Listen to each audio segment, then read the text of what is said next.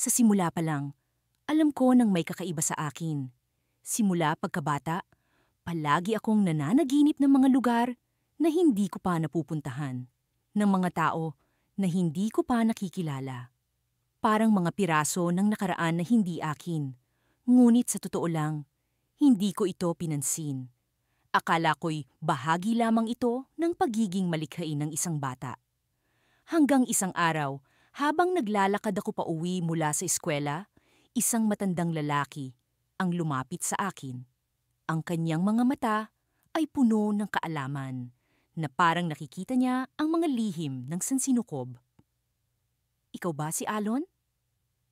Tanong niya sa akin, sa boses na tila nagmumula sa isang malalim na hukay. Tumigil ako at tumango.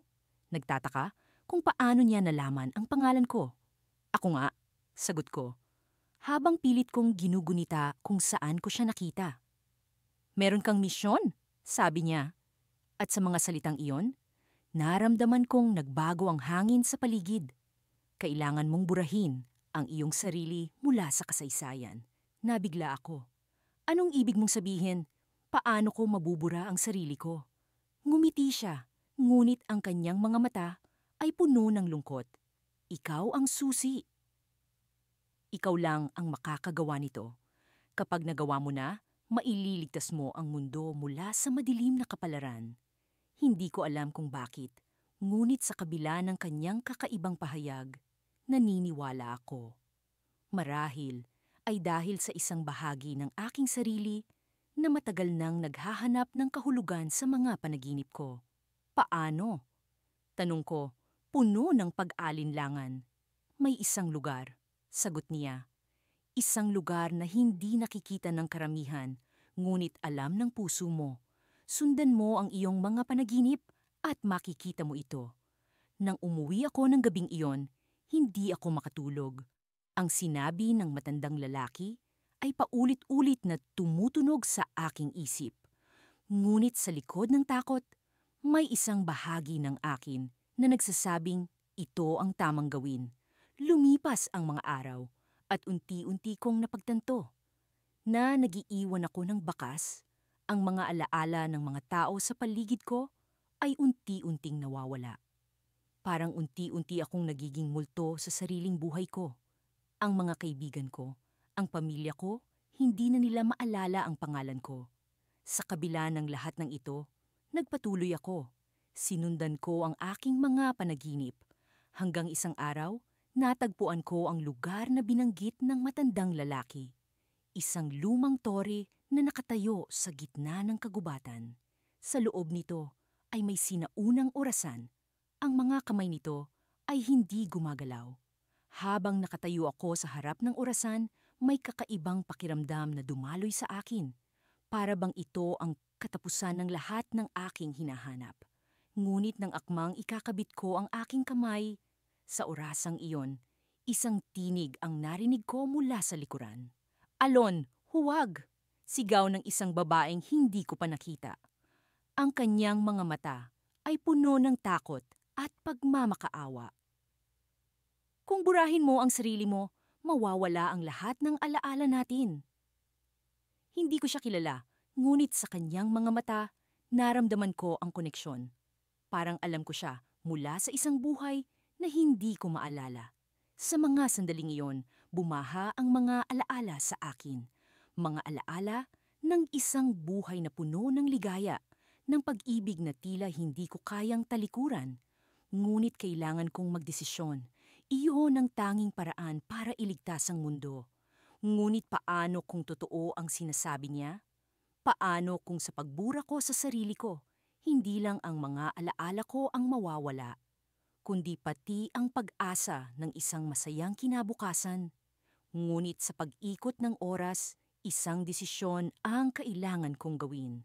Sa harap ng lumang orasan, kasama ang babaeng puno ng pag-aalala at pag-ibig, kailangan kong pumili.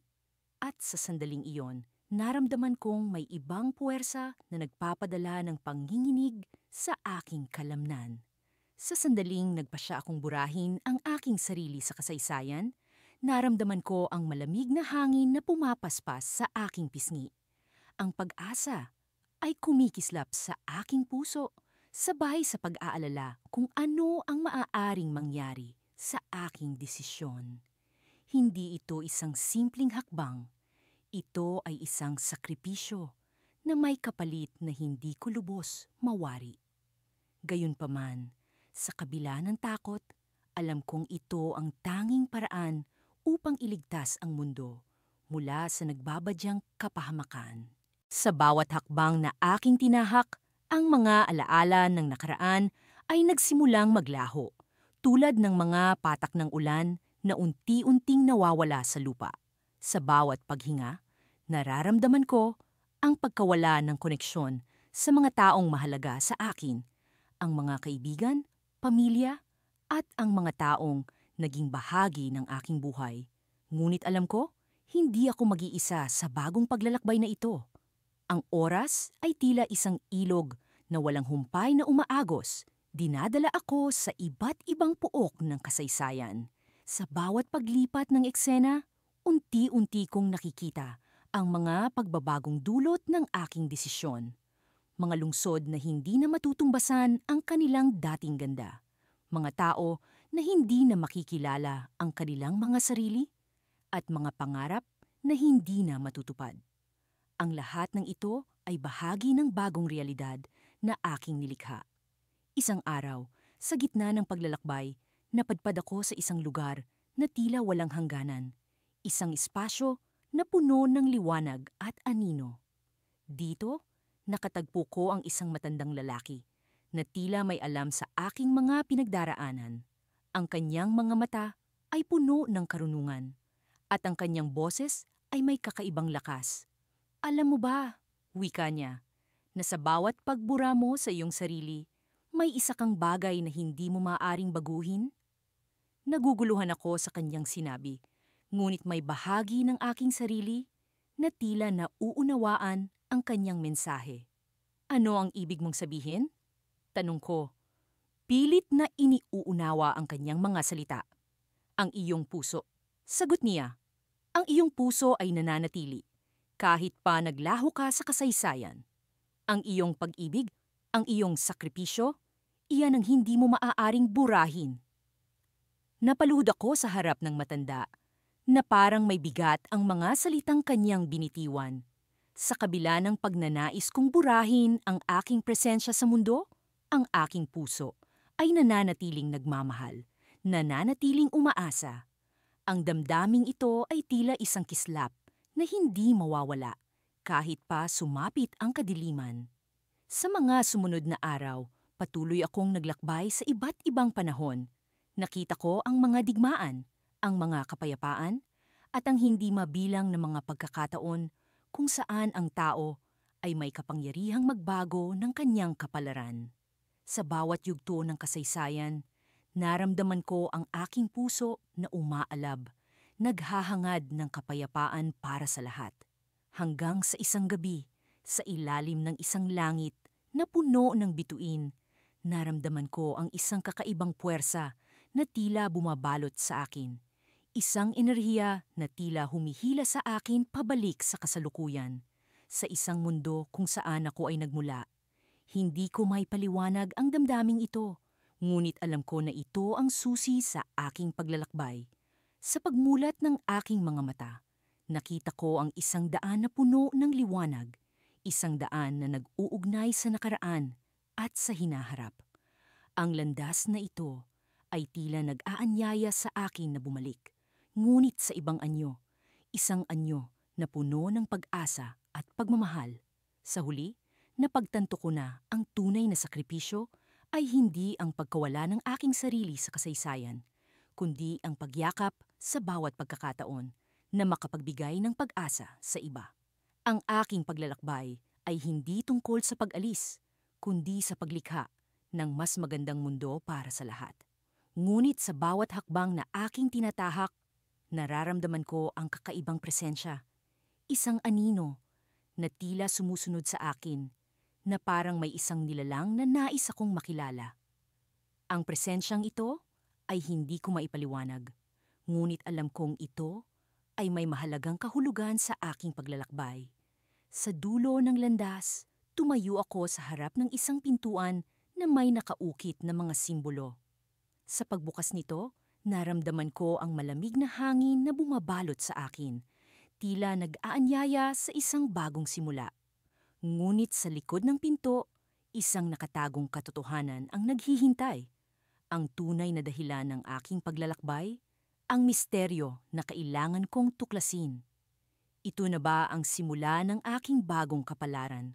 O ito ba ang wakas ng aking paglalakbay? Sa bawat hakbang, nararamdaman ko ang tibok ng aking puso. Umaasang sa pagpasok ko sa pintuan, mararatnan ko ang kasagutan sa aking mga tanong. Ngunit sa likod ng pintuan, isang hindi inaasahang twist ang naghihintay. Isang katotohanan na magbabago sa aking pananaw sa sakripisyo at pag-ibig. Isang misteryo na susubok sa tibay ng aking puso. Sa wakas, narating ko ang huling yugto ng aking misyon, ang puntong walang balikan.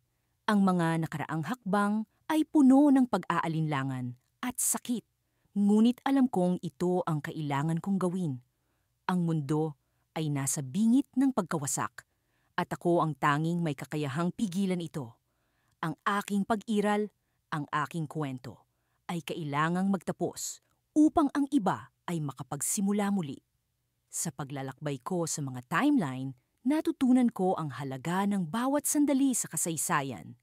Napanood ko ang mga tagumpay at trahedya ng sangkatauhan, mula sa mga dakilang digmaan hanggang sa mga simpleng nangiti na nagligtas ng isang araw. Ang bawat isa ay may papel na ginampanan. Bawat desisyon ay may epekto. Ngunit sa kabila ng lahat ng ito, ang aking sarili ay naging isang kakatuwang anino, isang piraso ng puzzle na kailangang tanggalin para sa kabutihan ng lahat.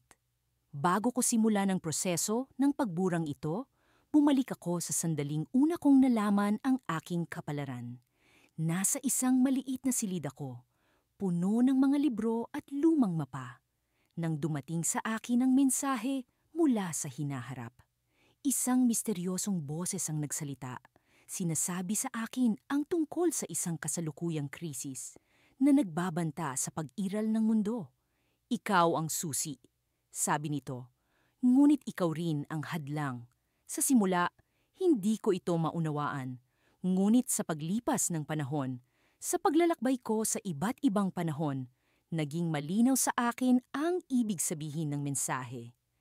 Ang aking presensya sa bawat timeline ay nagiging sanhi ng pagkakaroon ng maliliit na paglihis sa kasaysayan, na kalaunan ay nagiging sanhi ng mga hindi inaasahang kalamidad. Ang solusyon ay simple, ngunit masakit. Kailangan kong maglaho mula sa bawat kwento, bawat tala, bawat alaala. Sa aking huling gabi, bumalik ako sa aking paboritong lugar, isang tahimik na burol kung saan tanaw ang isang bayan na puno ng buhay. Nagsimula ako ng maliit na apoy at habang ang mga bituin ay nagsimulang sumilip sa kalangitan, iniisip ko ang lahat ng mga taong nakilala ko sa aking paglalakbay. Ang kanilang mga mukha ay naglaro sa aking isipan tulad ng mga larawan sa isang lumang pelikula. Alam ko na sa oras na mawala ako, ang bawat alaala ng akin ay mawawala rin. Kasabay ng pag-ihip ng malamig na hangin, nararamdaman ko ang paglapit ng oras. Ang proseso ng pagburang ito ay hindi madali. Kailangan kong bumalik sa bawat mahalagang sandali ng kasaysayan at dahan-dahang tanggalin ang aking presensya. Sa bawat pagkakataon, nag-iiwan ako ng pahiwatig, isang bulaklak sa isang bintana, isang piraso ng papel na may nakasulat ng salamat, isang maliit na bato sa tabi ng daan. Ito ang aking paraan ng pamamaalam, ang aking tahimik na pagpapaalam sa mundo. Habang nagsisimula akong bumura ng sarili, nararamdaman ko ang pag-alis ng bigat sa aking balikat. Ang sakit ng pagkalimot ay nagiging katanggap-tanggap. Ang takot sa pagkawala ay napapalitan ng kapayapaan. Ngunit sa bawat hakbang na aking tinatanggal, may isang bagay na hindi ko inaasahan. Sa pinakadulong bahagi ng aking misyon, Isang hindi inaasahang boses ang bumalik sa akin. Isang pamilyar na boses mula sa hinaharap. Hindi ito ang katapusan, sabi nito. Isa kang bahagi ng mas malaking plano. Nagulat ako, ngunit bago ko pa man ito lubos na maunawaan, nararamdaman ko ang pag-usad ng kasaysayan sa paligid ko. Ang mga timeline ay nagsimulang maghilom. Ang mga paglihis ay nagiging tama. Ngunit sa halip na maglaho, ako ay nakaramdam ng kakaibang pag-iral. Isang piraso ng akin ay nananatili. Isang hindi maipaliwanag na pagkatao na patuloy na nagbabantay sa mga kwento ng mundo. Ang twist ay maliwanag na ngayon. Sa halip na mawala, ako ay naging isang tagapagbantay ng kasaysayan. Isang bahagi ng akin ay nananatiling nakatago. Isang tagong alaala na nagbibigay inspirasyon sa mga susunod na henerasyon. Ang aking sakripisyo ay hindi isang pagtatapos, kundi isang bagong simula, isang pagkakataon upang tulungan ang mundo sa ibang paraan. Sa aking huling sandali, nararamdaman ko ang pag-angat ng aking kaluluwa, isang pakiramdam ng pag-asa at kapayapaan. Bagaman ang aking pisikal na presensya ay naglaho, ang aking kwento ay patuloy na nabubuhay sa bawat bituin, bawat hangin, at bawat iyak ng sangkatauhan. Ang aking pag-ibig para sa mundo ay hindi kailanman maglalaho. Ito ay nananatiling nakatago, naghihintay na muling umusbong sa tamang panahon.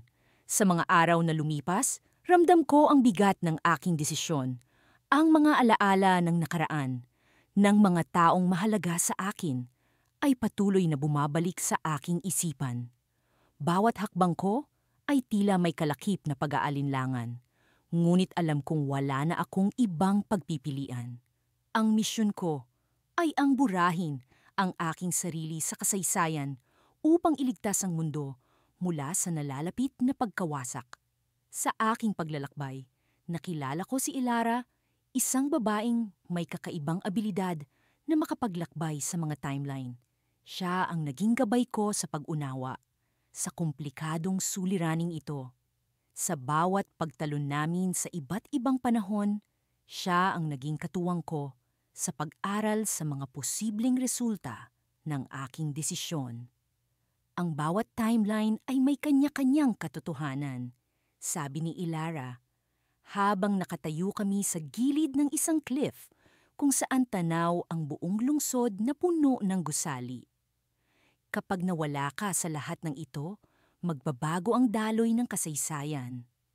Tumingin ako sa kanya, umaasa na may makikita akong kasiguraduhan sa kanyang mga mata. Ano ang mangyayari sa mga taong kilala ko? Tanong ko, puno ng kaba sa aking dibdib.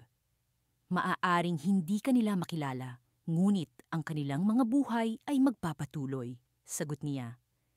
Ang kanilang mga alaala tungkol sa iyo ay mawawala, ngunit ang epekto mo sa kanilang mga puso ay mananatili. Habang naglalakad kami pababa ng bundok, naramdaman ko ang malamig na simoy ng hangin na tila nagdadala ng masasakit na alaala. Ang aking pag-iral ay isang bahagi ng mas malaking plano at sa puntong ito, kailangan kong magpatuloy kahit pa ang kapalit ay ang aking sariling pagkatao. Sa wakas, narating namin ng isang lumang silid-aklatan na puno ng mga sinaunang aklat at dokumento. Dito namin natagpuan ang isang lumang scroll na naglalaman ng mahika na kailangan upang burahin ang aking sarili sa lahat ng timeline. Ang mahika ay komplikado, puno ng mga simbolo at ritual na kailangang isagawa ng tama.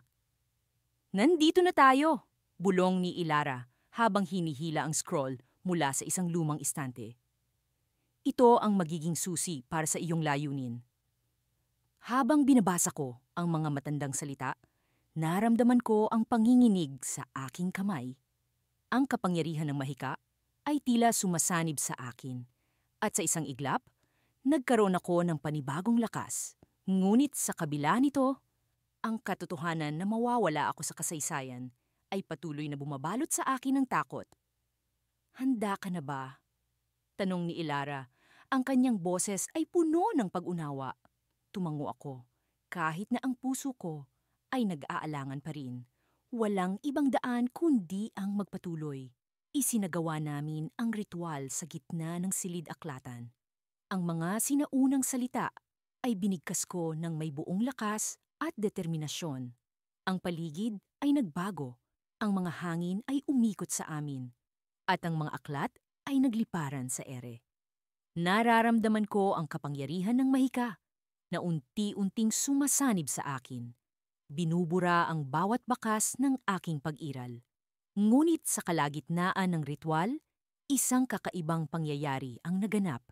Isang pamilyar na boses ang sumigaw mula sa kawalan, "Hindi mo kailangang gawin ito." Si Elara ay natigilan, at ako naman ay napatigil sa pagbigkas ng mga salita. Ang boses na iyon ay nagmumula sa isang tao na hindi ko inaasahan. Sa likod ng isang lumang estante, lumitaw si Lucas, ang matalikong kaibigan mula sa isang timeline na matagal ko nang iniwan. "Lucas," bulong ko, puno ng pagtataka, "paano ka?" "May ibang paraan," sabi niya. Ang kanyang mga mata ay puno ng pag-asa. "Hindi mo kailangang burahin ang sarili mo. May natuklasan akong alternatibong solusyon." Isang panibagong pag-asa ang bumalot sa aking puso. Ngunit sa likod ng kanyang mga salita, naramdaman ko ang isang matinding pag-aalinlangan. Paano niya natagpuan ang lugar na ito? At paano niya nalaman ang tungkol sa ritual? Habang naguguluhan, isang malakas na pagyanig ang dumaan sa buong silid. Ang mga pader ay nagsimulang magbitak, at ang mga aklat ay nagbagsakan mula sa mga estante. Ang mahika ay tila nagkakaroon ng sariling buhay, sinusubukang pigilan ang anumang pagbabago sa plano. "Anong nangyayari?" tanong ni Elara. Ang kanyang boses ay puno ng takot. Hindi ko alam ang eksaktong sagot, ngunit ang isang bagay ay malinaw. Ang aking desisyon ay may mas malalim na epekto kaysa sa inaasahan ko. Sa harap ng pagkawasak, kailangan kong pumili. Susundin ko ba ang alternatibong solusyon ni Lucas o magpapatuloy ako sa ritual na maaring iligtas ang mundo? Sa gitna ng kaguluhan, isang bagay ang naging malinaw. Ang tunay na sakripisyo ng isang bayani ay hindi lamang ang pagkawala ng sarili sa kasaysayan, kundi ang pag-unawa na minsan, ang pag-iral ay mas mahalaga kaysa sa paglimot. At sa puntong iyon, nagdesisyon akong sundan ang tinig ng pag-asa. Ngunit ang tanong ay nananatili, ano ang magiging kapalit ng aking desisyon? Sa hindi malamang dahilan, tila bumagal ang oras habang naglalakad ako, patungo sa pinakahuling puok ng sakripisyo. Para bang ang bawat hakbang ko ay nag-ukit ng marka sa lupa, palatandaan ng aking nalalapit na pagkawala sa lahat ng timeline. Ang hangin ay malamig, nagdadala ng bulong ng mga alaala na hindi na muling maririnig. Sa kabila ng lahat ng ito, isang kakaibang kapayapaan ang namayani sa aking dibdib. Alam kong ito ang tamang gawin, kahit pa ang kapalit nito ay ang paglimot sa aking pagkatao. Sa harap ko ay ang pintuan ng panahon, isang mahiwagang agos na tila walang hanggan. Sa likod nito ay ang mundo na kailangan kong iligtas sa pamamagitan ng pagnanais na hindi na ako kailanman umiral. Napagtanto kong ang sakripisyong ito ay hindi lamang para sa mga taong kilala ko, kundi para sa lahat ng nabubuhay at mga susunod pang isisilang.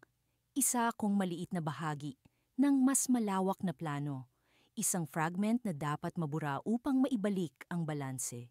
Isang alingawngaw ng mga tinig ang umalingawngaw sa aking isipan. Mga kaibigan, pamilya, at mga taong nakasalamuha ko sa aking paglalakbay. Ang kanilang mga ngiti at luha ay naging bahagi ng akin, at sa isang iglap ay nadama ko ang kanilang pagmamahal at pag-asa. Ipinikit ko ang aking mga mata at hinayaan ang mga alaala na yakapin ako sa huling pagkakataon. Paalam, bulong ko sa hangin, hindi para sa kanila, kundi para sa akin, sa aking sariling mga pangarap at ninais.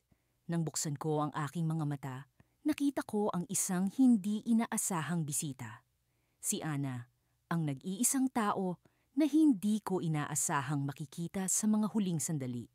Hindi ko alam kung paano siya nakarating dito sa pagitan ng mga agos ng panahon. Ngunit narito siya, nakatayo sa aking harapan. Ang kanyang mga mata ay puno ng determinasyon at pag-unawa. Hindi ko hahayaang mag-isa ka sa sakripisyong ito, sabi niya, puno ng paninindigan. Pero, paano? Tanong ko, naguguluhan, ngunit sabik na malaman ang kanyang dahilan. May mga bagay na hindi mo pa alam at hindi mo dapat malaman. Pero isa lang ang sigurado, ikaw ang nag-iisang pag-asa ng mundo at hindi ko hahayaang mawala ka ng ganito lang, sagot niya. Mayroon akong paraan para makatulong, para kahit papaano ay hindi ka ganap na mabura. Nanlaki ang aking mga mata sa kanyang sinabi. Ang posibilidad na hindi ganap na mawala ay tila isang ilaw sa madilim na lagusan. Ngunit alam ko, ang bawat aksyon ay may kapalit. Ano ang kapalit? Tanong ko, puno ng kaba. Ang alaala mo sa akin at sa lahat ng taong mahalaga sa iyo. Ikaw lamang ang makakakita sa kanila, ngunit sila ay hindi makakakilala sa iyo. Paliwanag ni Ana. May bahid ng lungkot sa kanyang tinig. Isang matinding pakikipagbuno ang naganap sa loob ko. Ang ideya na makikita ko pa rin sila, pero hindi nila ako makikilala ay isang mahirap na kapalaran. Ngunit sa kabila ng lahat, ito ang natatanging pagkakataon para hindi tuluyang maglaho. Handa akong tanggapin ang kapalarang ito, sabi ko, puno ng determinasyon. Basta't makikita ko pa rin sila kahit pa sa anong anyo. Isang ngiti ang sumilay sa labi ni Ana. Alam kong hindi ka susuko, kaya't narito ako para sa iyo. Apo, kumapit kami sa isa't isa habang ang pintuan ng panahon ay unti-unting nagbukas. Ang agos ng mga alaala at posibilidad ay nagpatuloy sa pag-ikot, dumadaloy sa aming paligid. Sa isang iglap, ang lahat ng bagay ay nagbago. Ang puok ng sakripisyo ay naging isang hindi maipaliwanag na espasyo, puno ng liwanag at kadiliman. Nararamdaman ko ang unti-unting pagkalimot sa aking sarili. Ang mga alaala ay naging mga larawan na lumilipad palayo, ngunit sa kabila nito ay may isang linaw, isang pag-asa. Alam kong hindi ito ang wakas, kundi simula ng isang bagong yugto. Nang tuluyang maglaho ang lahat, isang kakaibang tanawin ang bumungad sa akin. Isa akong estranghero sa mundo, na puno ng mga mukha na hindi na ako kilala. Ngunit sa kabila ng lahat, naroon ang alaala ng mga taong mahalaga sa akin, sa puso ko, sa kaluluwa ko. Alam kong hindi ako nag-iisa, kahit pa walang ibang nakakakilala sa akin.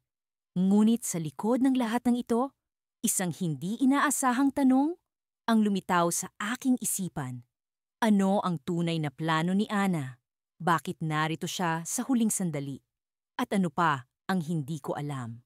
Sa kabila ng pagkalimot, may isang bahagi sa akin ang nagdududa, naghahanap ng sagot sa misteryo ng kanyang presensya.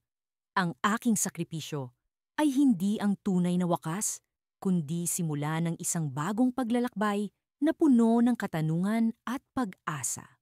Sa gitna ng paglalakbay ko sa kawalan, ramdam ko ang bigat ng desisyong binitawan ko. Ang bawat hakbang na papalayo sa kasaysayan ay tila pasakit na walang kapantay. Ngunit alam ko, sa kaibuturan ng aking puso, na ito ang tanging paraan upang mailigtas ang mundo mula sa kapahamakan na dulot ng aking pagkatao.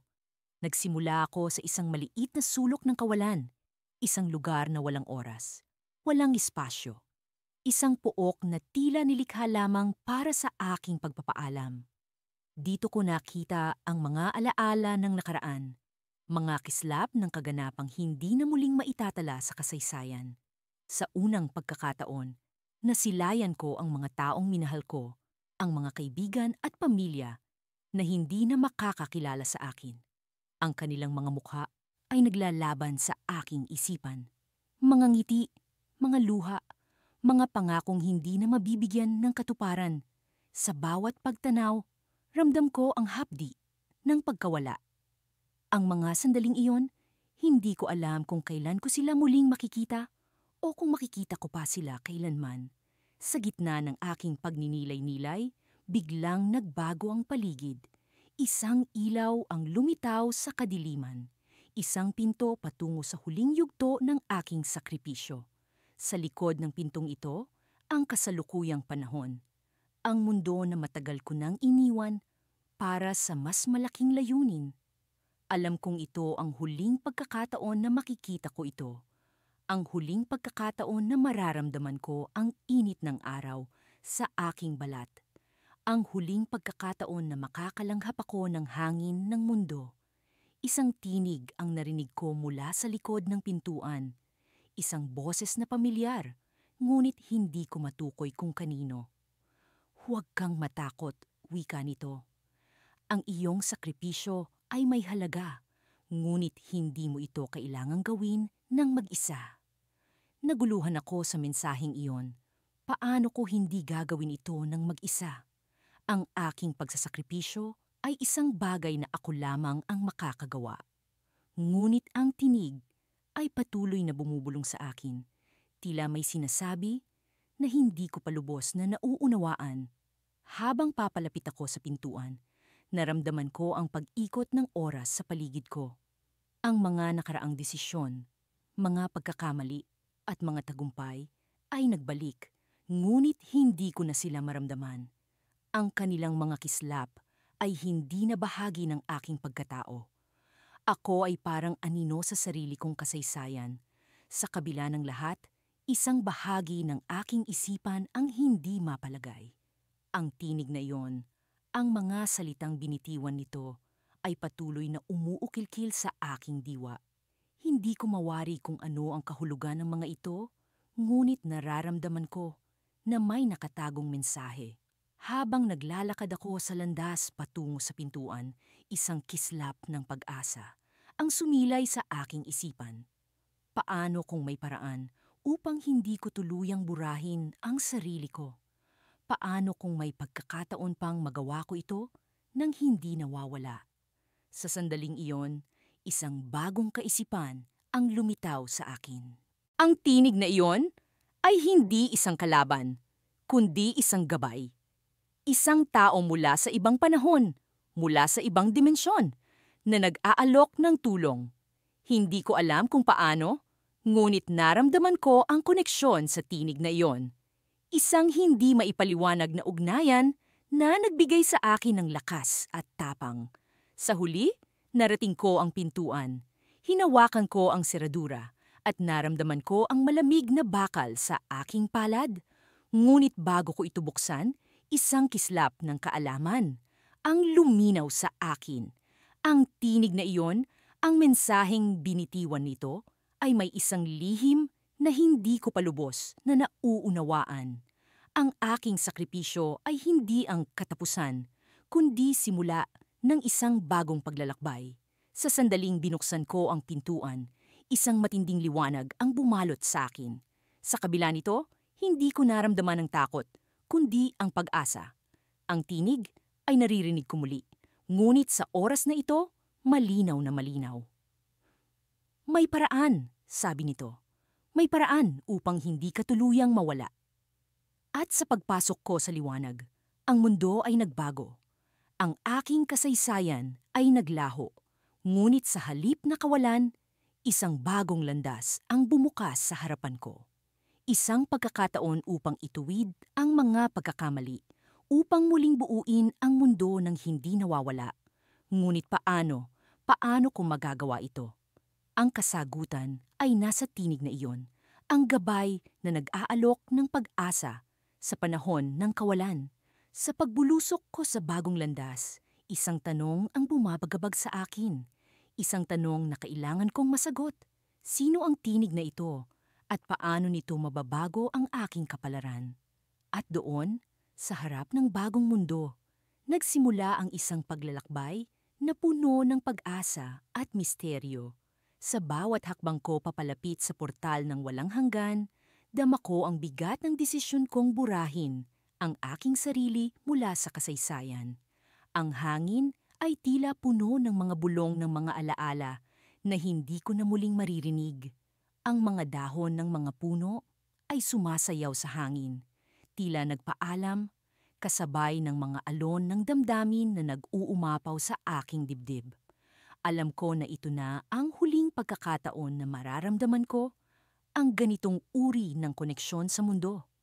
Ako si Elias, isang ordinaryong lalaki na may hindi karaniwang tadhana. Isang propesya ang nagbigay sa akin ng misyon na hindi ko natanggihan, ang iligtas ang mundo sa pamamagitan ng pagkawala ko sa lahat ng timeline. Hindi ko ito piniling maging bayani, ngunit wala akong ibang pagpipilian. Ang mga pangyayari ay nagdala sa akin sa puntong ito, ang pag-aalay ng sarili para sa ikabubuti ng lahat. Sa likod ng mga desisyon ko, naroon si Lila, ang babaeng nagbigay kulay at kahulugan sa aking buhay. Siya ang aking lakas at kahinaan. Ang kanyang ngiti ang tangi kong alaala na pinanghahawakan sa mga sandaling ito. Ngunit alam ko na ang pagmamahal namin ay hindi sapat upang baguhin ang itinakdang kapalaran. Sa kanyang mga mata, nakita ko ang pag-unawa at pagtanggap, kahit na alam kong sa kabila nito ay ang sakit ng pag-iisa. Nang marating ko ang portal, naramdaman ko ang kakaibang enerhiya na nagmumula rito. Ang mga liwanag na nagmumula sa loob ay tila mga sinag ng pag-asa at pangakong hindi ko na muling makikita. Ang hangarin kong iligtas ang mundo ay mas matimbang kaysa sa takot at panghihinayang. Sa kabila ng lahat, kailangan kong isakatuparan ang aking misyon. Habang papalapit, isang boses ang umalingaw-ngaw sa aking isipan. Elias, hindi mo kailangang gawin ito mag-isa. Sabi ng boses, punong-puno ng pag-aalala at pagmamahal, si Lila. Hindi ko na siya matatanaw, ngunit alam kong naroon siya, nagmamasid, umaasa sa kanyang sariling paraan. Ang kanyang presensya ay nagbigay sa akin ng lakas na kakailanganin upang harapin ang huling hakbang na ito. Sa bawat segundo, mas lalo kong nararamdaman ang pag-ikot ng mga oras. Ang mga nakaraan, kasalukuyan, at hinaharap ay nagtatagpo sa isang punto na tila nawawalan ng kahulugan. Ang aking desisyon ay magpapabago sa lahat. Magbubura sa akin mula sa lahat ng kwento, mula sa bawat alaala ng mga taong nagmahal sa akin. Ngunit sa kabila ng aking determinasyon, hindi ko maiwasang magtanong, ano ang mangyayari kapag nawala ako? Paano mabubuhay ang mundo na walang alaala ng aking pag-iral? Ang kasagutan ay hindi ko na kailanman malalaman. Sa kabila ng lahat ng sakripisyong ito, sa wakas, tumayo ako sa harap ng portal. Ang hangin ay sumipol, tila isang huling paalam. Ang mga liwanag ay tumindi, at nararamdaman ko ang pag-ikot ng oras sa aking paligid. Ang mga alaala ay nagsimulang maglaho, isa-isa, sa kabila ng aking pagpupumilit na panghawakan ang mga ito. Isang hakbang na lang. Ito na ang huling hakbang bago ko tuluyang burahin ang aking sarili sa kasaysayan. Ngunit sa isang iglap, isang hindi inaasahang pangyayari ang naganap. Ang portal ay biglang pumikit. Mga liwanag nito ay naglaho at ang hangin ay tumigil. Ang mga oras ay tila natigil sa pagkilos. Anong nangyari? Tanong ko sa sarili, puno ng pagkalito. Isang figura ang lumitaw mula sa dilim. Isang figura na hindi ko inaasahan. Si Lila, ngunit hindi siya nag-iisa. Kasama niya ang isang grupo ng mga tao na tila handang maghandog ng sarili para sa isang bagay na mas malaki kaysa sa kanilang lahat. Elias, sabi ni Lila, puno ng determinasyon. Hindi mo kailangang mag-isa, may ibang paraan. Sa kanyang mga mata, nakita ko ang pag-asa. Isang pag-asa na hindi ko inakalang posible. Ang sakripisyo ko ay posibleng hindi na kailangang mangyari. Ngunit paano? Ang huling hakbang ay nagiging simula ng isang hindi inaasahang paglalakbay. Ang oras ay nagbukas ng bagong landas, isang landas na puno ng posibilidad at pag-asa. Sa likod ng portal, naroon ang isang bagong pag-asa, isang twist na hindi ko inakala.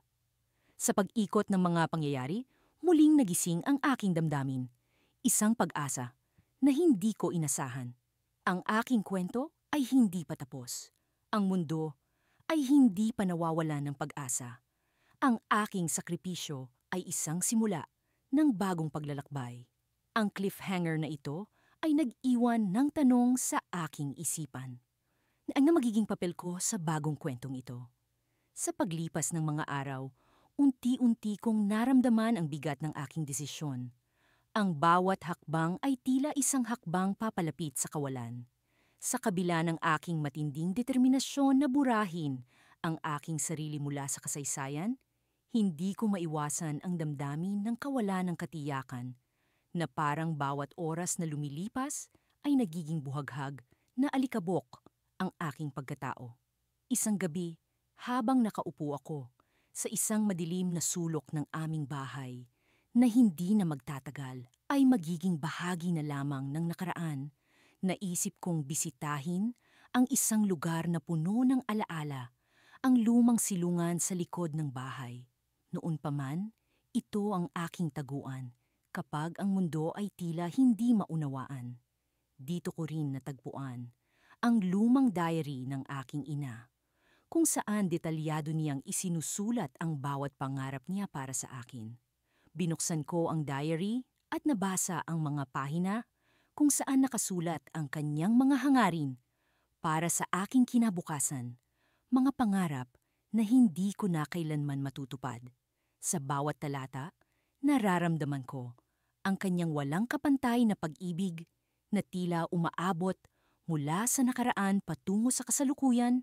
Sinasalubong ako ng init kahit na ang yakap niya ay hindi ko na mararamdaman. Habang patuloy akong nagbabasa, isang liham ang lumabas mula sa pagitan ng mga pahina. Hindi ko ito nakita dati. Nakasulat ito sa pamilyar na sulat kamay ng aking ina. Anak, ang simula ng liham, alam kong darating ang araw na kailangan mong gumawa ng mahirap na desisyon. Hindi ko maipaliwanag kung paano, ngunit alam kong darating ang oras na ito. Nais kong malaman mo na anuman ang mangyari, palagi kang magiging bahagi ng aming puso. Ang liham na ito ay nagdala ng kakaibang damdamin sa akin, isang damdamin na tila nag-uudyok na may ibang paraan na hindi ko pa nakikita. Ngunit natatakot akong humakbang palayo sa aking desisyon. Paano kung ang pag-urong ay magresulta sa mas malaking kapahamakan? Kinabukasan, nagising akong may kakaibang pakiramdam sa aking dibdib, isang hindi maipaliwanag na pag-asa. Sa aking pagpapatuloy, nakatanggap ako ng tawag mula kay Mara, ang matalik kong kaibigan na matagal nang nandyan sa bawat yugto ng aking buhay. May natuklasan ako, Anya, puno ng tensyon ng boses. Kailangan mong pumunta dito? Hindi ito pwedeng pag-usapan sa telepono. Nagmadali akong nagbihis at nagpunta sa kanyang lugar. Sa kabila ng aming sitwasyon, may kakaibang alon ng nostalgia na dumaloy sa akin habang naglalakad ako sa daang kinalakhan namin.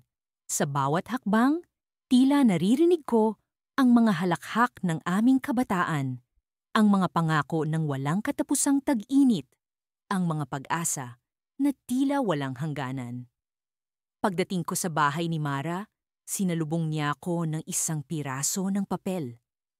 Ito ang natuklasan ko, sabi niya, habang ipinapakita ang isang diagram na may mga linya at simbolo. May posibilidad na hindi mo kailangang burahin ang iyong sarili ng tuluyan. May natagpuan akong paraan kung saan maaari mong iligtas ang mundo nang hindi ganap na nawawala. Parang bumuhos ang malamig na tubig sa aking katawan. Ang posibilidad na ito ay isang bintana ng pag-asa, isang liwanag sa dilim. Ngunit paano kung mali kami? Paano kung ang maliit na pag-asa na ito ay magdulot ng mas malalang kapahamakan? Habang tinitingnan ko ang diagram, may bigla akong naalala. Isang alaala mula sa aking kabataan. Isang pagkakataon kung saan ang lahat ay tila imposible, ngunit nagawa ko. Ang pag-alala sa tagumpay na iyon ay nagbigay ng lakas sa akin. Marahil, ito ang sagot na hinahanap ko sa liham ng aking ina. Ngunit bago pa man ako makapagdesisyon, narinig namin ang isang malakas na ingay mula sa labas. Isang kotse ang biglang humarurot at nakita namin si Tomas, ang taong matagal nang sinusubaybayan ang aking mga kilos. Ang kanyang mga mata ay puno ng determinasyon at galit. Hindi mo ito magagawa, sigaw niya, habang papalapit ng papalapit. Ang mundo ay kailangan ang sakripisyo mo. Sa pag-aakalang may oras pa kami, naramdaman ko ang pag-ikot ng oras, ang pagbilis ng bawat segundo na tila nagbabanta na ubusin kami. Tumayo ako, punong-puno ng bagong pag-asa, ngunit ang takot ay hindi ko mapigilan. Sa gitna ng kaguluhan, isang bagay ang pumukaw sa akin. Isang tila mahiwagang alon ng enerhiya na dumaloy mula sa diagram ni Mara. Ang kanyang natuklasan ay hindi lamang isang teorya. Ito ay isang posibilidad na hindi ko dapat palampasin. Ngunit kailangan kong magdesisyon at ang oras ay hindi ko kaalyado. Habang nagtititigan kami ni Mara, isang tanong ang bumungad sa aking isipan. Ano ang tunay na kabayanihan? Ang pag-aalay ba ng sarili o ang paghanap ng paraan upang lahat ay maligtas? Sa gitna ng pag-aalinlangan, napagtanto ko na ang tamang sagot ay maaaring ang hindi ko inaasahan. At bago ko pa man magawa ang aking desisyon, isang hindi inaasahang pangyayari ang nagbukas ng bagong daan. Isang landas na puno ng pag-asa at panganib. Sa mga lumipas na araw, tila ako'y isang aninong unti-unting binubura sa makapal na libro ng kasaysayan. Ang bawat hakbang ko ay tila nagiiwan ng mga bakas na agad ding nilalamon ng alikabok ng nakaraan. Ngunit hindi ko ito alintana. Alam kong ito ang tanging paraan upang mailigtas ang mundong ito mula sa tiyak na kapahamakan. Ang aking paglalakbay sa iba't ibang timeline ay nagturo sa akin ng maraming bagay tungkol sa kalikasan ng tao at ng oras. Nakita ko kung paanong ang maliliit na desisyon ay nagbubunga ng malalaking pagbabago, kung paanong ang isang simpleng pagkakamali ay nagiging sanhi ng isang trahedya, at kung paanong ang isang maliit na kabutihan ay nagiging simula ng isang revolusyon. Ngunit higit sa lahat, natutunan kong minsan, ang pinakamabigat na sakripisyo ay ang kailangang maganap para sa kabutihan ng nakararami. Ang aking misyon ay simple, ngunit masalimuot. Kailangan kong burahin ang aking presensya sa bawat timeline na aking napuntahan upang hindi maganap ang isang serye ng mga kaganapan na magdudulot ng pagkawasak ng mundo. Ipinakita sa akin ng mga tagapangalaga ng oras, ang mga nilalang na may kapangyarihang magmanipula ng mga sinulid ng panahon, ang isang posibleng hinaharap na puno ng kadiliman, at ang tanging paraan upang maiwasan ito ay ang pagbura sa aking sarili sa kasaysayan. Sa bawat timeline na aking pinupuntahan, may bahagi sa akin ang naiiwan, isang alaala, isang karanasan, isang bahagi ng aking pagkatao. Nakakalungkot isipin na sa bawat pagbura ko sa aking sarili, unti-unti ring nawawala ang mga alaala ng mga taong nagmahal sa akin, ng mga taong tinulungan ko, at ng mga taong naging bahagi ng aking buhay. Ngunit pinipilit kong hindi magpadala sa kalungkutan. Ang aking misyon ay mas mahalaga kaysa sa aking personal na damdamin. Ngunit ngayong nasa harap na ako ng huling timeline, nararamdaman kong ang timbang ng aking desisyon ay mas mabigat kaysa dati. Ang timeline na ito ay hindi lamang basta isang yugto ng kasaysayan. Ito ay ang kasalukuyang panahon, ang aking sariling mundo, ang mga taong pinakamalapit sa akin, ang aking pamilya at mga kaibigan. Alam kong oras na para sa huling hakbang, ang huling pagbura. Habang nakatayo ako sa tabi ng isang lumang orasan na nagtataglay ng mga lihim ng oras, nararamdaman ko ang malamig na hangin na tila bumabalot sa akin. Sa isang iglap, bumalik sa akin ang lahat ng mga alaala. Ang mga tawa, ang mga iyak, ang mga pag-asang minsang umusbong sa kabila ng kawalang katiyakan. Naging malinaw sa akin na ang anumang desisyon ko ngayon ay may hindi matatawarang halaga. Ngunit bago ko pa man maisagawa ang huling ritual ng pagbura, isang hindi inaasahang pangyayari ang naganap.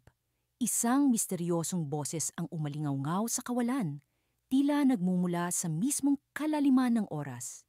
Hindi mo kailangan gawin ito, sabi ng boses, malamig ngunit puno ng awtoridad. May ibang paraan.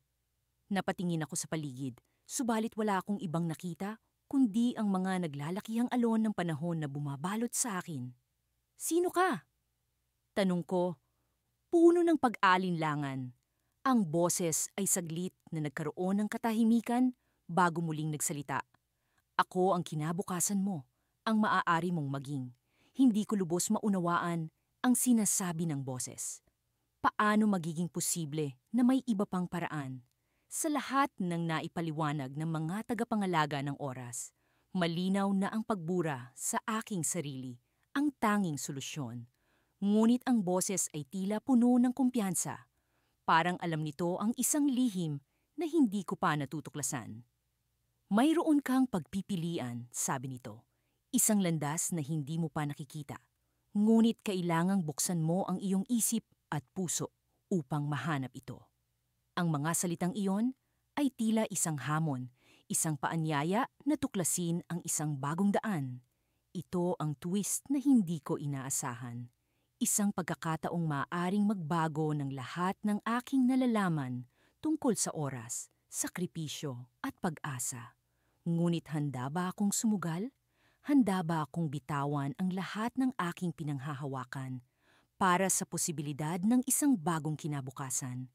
Habang ang mga sandali ay unti-unting naglalaho, nararamdaman ko ang pag-agos ng panahon na tila nag-anyaya sa akin na gumawa ng desisyon. At sa kabila ng lahat ng pag-aalinlangan, alam kong kailangan kong pakinggan ang boses na ito. Ito ang huling pagkakataon, ang huling kabanata ng aking kwento, at ang simula ng isang bagong paglalakbay na hindi ko pa natutuklasan.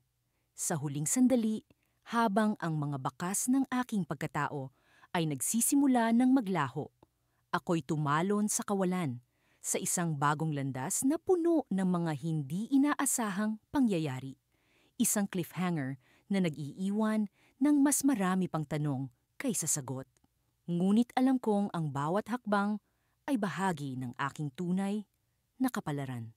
Sa pagkagising ko, naramdaman kong parang may mabigat na usok na bumabalot sa aking isipan. Ang bawat galaw ko ay tila naglalaho sa hangin, parang hindi ko na maramdaman ang bigat ng aking katawan. Alam kong unti-unti nang nagaganap ang pagbura sa aking pagkatao sa bawat sulok ng kasaysayan. Isa itong sakripisyong matagal ko nang pinag-isipan at matagal ko na ring napagdesisyunan. Sa bawat oras na lumilipas, nawawala na ako sa alaala ng mga taong dati kong nakasama. Ngunit kailangan kong magpatuloy dahil isa itong misyon na hindi pwedeng mabigo. Habang naglalakbay ako sa loob ng temporal na puwang, nakita ko ang mga pira-pirasong alaala ng aking nakaraan. Ang mga alaala ng aking pamilya, mga kaibigan, at ng mga pagkakataong muntik na akong sumuko. Ngunit ang pinakamahalaga sa lahat ay ang alaala ng araw na nalaman ko ang aking tadhana. Isang gabi noong taglamig, habang ang mundo ay natutulog, dumating siya. Isang nilalang mula sa hinaharap. Sinabi niyang, mayroon akong natatanging kakayahan na baguhin ang takbo ng kasaysayan at iligtas ang mundo mula sa tiyak na kapahamakan. Ngunit may kapalit. Ang pag-alis ko sa lahat ng timeline. Sa bawat hakbang sa kawalan, naririnig ko ang mga bulong ng mga hindi nakilalang boses. Nakikilala ko ang iba sa kanila, mga taong minsan ay naging bahagi ng aking buhay. Ngunit unti-unti silang nagiging malabo, parang mga aninong naglalaho sa dilim. Sa kabila ng lahat, alam kong hindi ko sila dapat kalimutan. Sila ang nagbigay sa akin ng lakas upang ipagpatuloy ang aking misyon. Habang lumalapit ako sa puntong walang balik, naramdaman ko ang bigat ng responsibilidad na nakapatong sa aking balikat. Minsan, naiisip ko kung tama ba ang desisyon kong burahin ang aking sarili mula sa kasaysayan. Ngunit lagi kong naaalala ang mga mata ng nilalang mula sa hinaharap, puno ng pag-asa at pananalig. Hindi ko siya maaaring biguin. Hindi ko maaaring biguin ang mundo. Sa wakas, narating ko ang lugar kung saan magaganap ang huling yugto ng aking misyon. Isang lugar na tila walang hangganan, puno ng liwanag at anino. Sa gitna nito, nakita ko ang isang makintab na orb, ang susi sa pagbura ng aking pagkatao mula sa kasaysayan. Habang papalapit ako, naramdaman kong bumibigat ang aking mga hakbang. Tila may humihila sa akin pabalik. Ngunit hindi ko pinansin ang bigat na iyon. Sa halip, itinuloy ko ang aking paglalakbay patungo sa orb.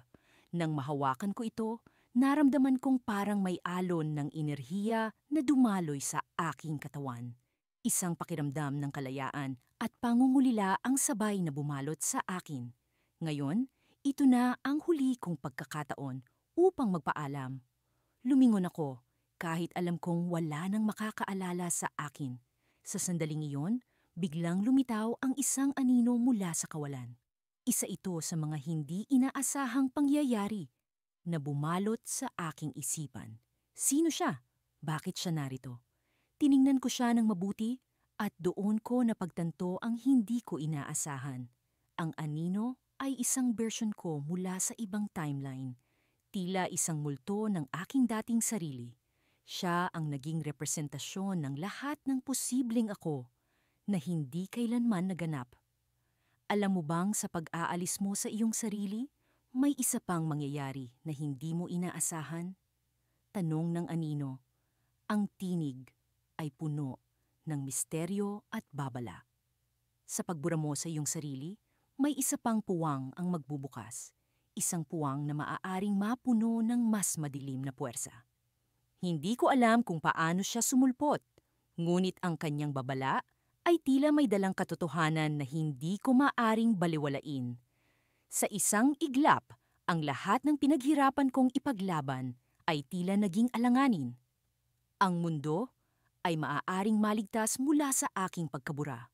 Ngunit paano kung ang pagbura ko ang maging dahilan ng mas malalim na kadiliman? Sa pagkabigla, binitiwan ko ang orb. Tumigil ang oras at ang lahat ay naging tahimik. Sa puntong iyon, napagtanto ko na ang aking misyon ay may mas malalim na komplikasyon kaysa sa una kong inakala. Paano kung ang aking sakripisyo ay hindi sapat? Paano kung may ibang paraan upang iligtas ang mundo nang hindi nawawala ang aking pagkatao? Sa aking pag-iisip, naramdaman kong may oras pa upang magdesisyon. Ngunit isang bagay ang malinaw.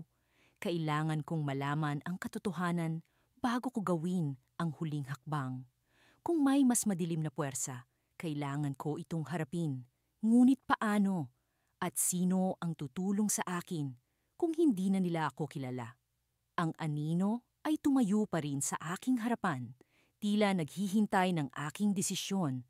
At sa sandaling iyon, napagtanto ko na ang laban ko ay hindi pa tapos.